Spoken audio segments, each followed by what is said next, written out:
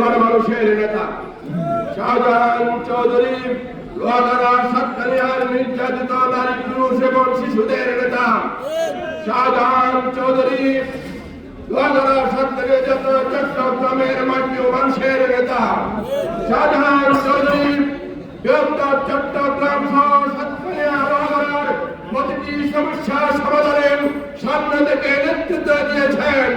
শাহজাহান চৌধুরী জাতীয় সংসদের একমাত্র ব্যক্তি যিনি চট্টগ্রামের সমস্যা সমাধানের ক্ষেত্রে জোরালো বক্তব্য রেখেছেন।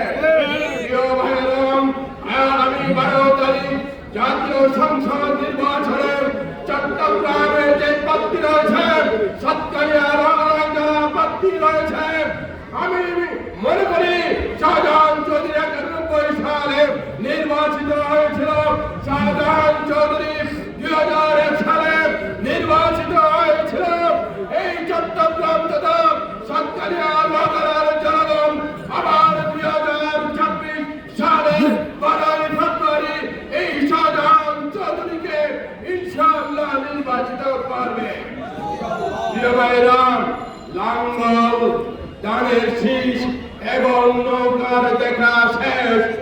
সোনার বাংলাদেশ গঠন করার জন্য দাড়ি পাল্লার আর কোন বিকল্প নেই। রক্ত আন্দোলনের মাধ্যমে যেই নতুন বাংলাদেশ পেয়েছি, সেই বাংলাদেশে ইনসাফ কায়েমের জন্য, সেই বাংলাদেশে দুর্নীতি চাঁদাবাজদের চিরতরে নির্মূল করার জন্য, যারা ব্যবসায়ীদের কাছ থেকে অর্থ সম্পদ লুট করে, যারা বাংলাদেশের গণমানুষের টাকা এবং অর্থ সম্পদ লুণ্ঠন করে বিদেশে প্রচার করে সেখানে রাজকীয় ভারতে থাকে। আজকে 12 তারিখের নির্বাচন প্রত্যেককারের নির্বাচন।